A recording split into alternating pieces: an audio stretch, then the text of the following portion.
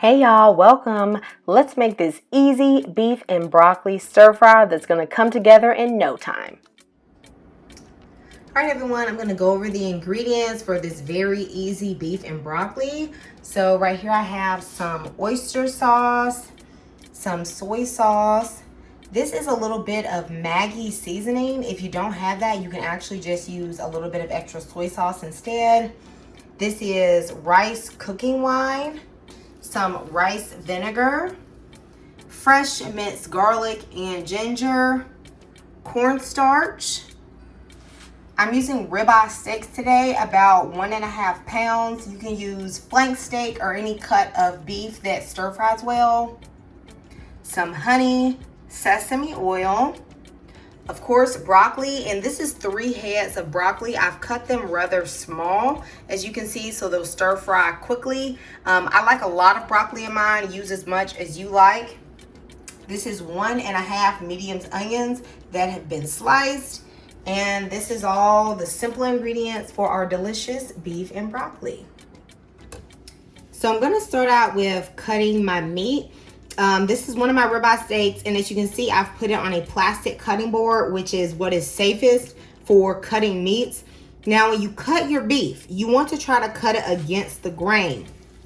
Okay, when you talk about against the grain, you can see here the fat, and the muscle. Okay, the muscle is going like this direction. Okay, and you can tell because see the little fibers there? That is where the muscle is going. Now, if I was going to cut the same direction as this, the meat would end up turning out a little bit tougher. If I go against that, which would be going this direction, my meat is going to come out more tender.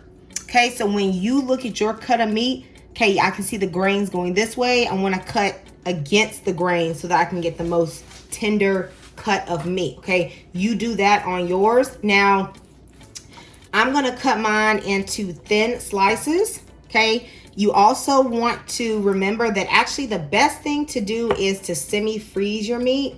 However, I did not have time to do that, so it's going to take me a little bit longer to cut mine into thin slices, but it will still work.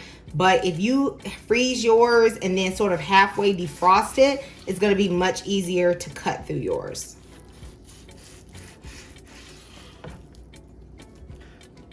If all your pieces are not 100% even, that's okay. Some of these come out in little chunks. Other ones come out in slices. It's not really a big deal.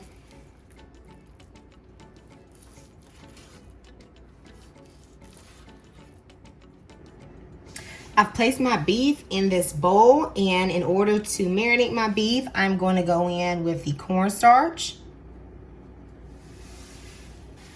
I'm using the Maggi seasoning. If you don't have the Maggi seasoning, just go in with about 2 tablespoons of the soy sauce. I'm also going in with the rice vinegar.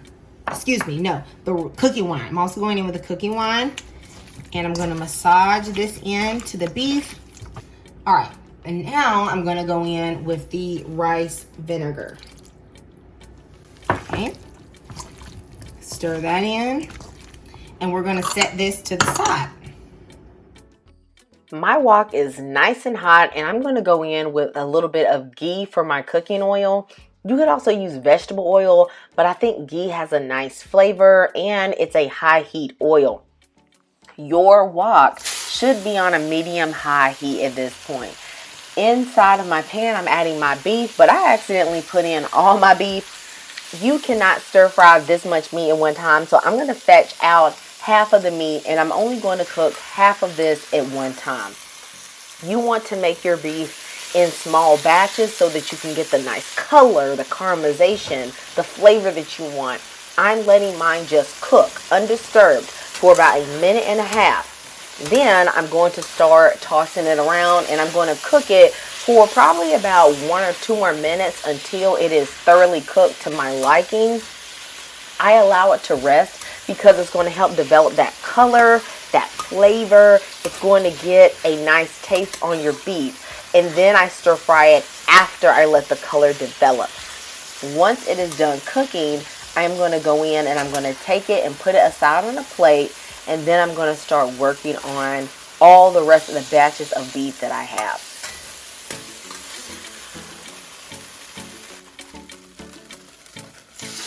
I added a little bit more oil before putting in my second batch of beef, and just like before, I'm going to allow it to rest unmoved for about 1.5 minutes. Then I'm going to stir fry it the rest of the way.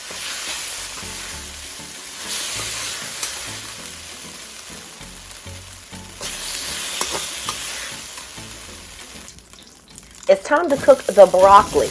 I have a lot of broccoli, and really it takes a long time to cook broccoli just by stir frying it in the oil. So to help it out, I'm going to actually steam this broccoli a little. I'm adding in only about 1/2 cup to 3/4 of a cup of water.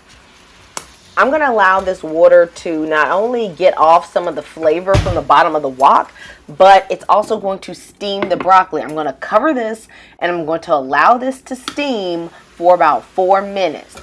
Do not steam your broccoli so long that it becomes mushy. Honey, it should still have a little bit of a crunch to it. If you like mushy broccoli, you ain't doing it right, okay? Well, let it get to the stage that you like, and then add in your onions. You actually don't have to let your broccoli go all the way, because it's going to continue to cook just a little bit as we add the other ingredients. Into the middle of the wok, I'm putting the ginger and the garlic and a little bit of sesame oil, because I want to toast out the raw flavor of that ginger and that garlic instead of just dispersing it all around the pan. Once I toast it for just about 30 seconds, I go in and I toss it with the onions and the broccoli, and I just let the flavor get all over it. Now you're going to really see the stir fry start to totally come together at this point, because as you know, stir fries are quick and easy meals. So I'm putting in the oyster sauce. Then I'm going in with the soy sauce, right? And the honey. Mine's a little crystallized, so I'm letting it just melt in the pan. Okay, it'll be fine. Toss everything around and get all the flavors nicely distributed. Then of course we have to go in and put in that beef. At this point your beef is pretty much cooked, but you still have the juices and all the flavor that it needs to infuse in this stir fry to make it perfect. So put a little bit of sesame oil, a little toasted. It's going to add a little toasty aroma to it that's going to be lovely. Now at this point, you can really taste it and decide how you want to play with the flavors, okay? I realized that mine needed a little extra oomph, so I went in with some beef bouillon, and I also added a little bit of cayenne pepper. It didn't make it hot. It just gave it a little bit of like a warmth to the stir fry, and I loved it. And then if yours is a little bit too much sauce, add a little more cornstarch, okay? Just play with it. But don't cook it too long at this stage. Maybe just about 1 or 2 minutes, because you don't want it to get soggy. Once it is thoroughly cooked, you have a delicious, better than takeout, excellent quality beef and broccoli. If you try this recipe, please let me know in the comments. Just know that I love you and God loves you. And I just pray that you share this meal with someone that you love. See you next time, and goodbye.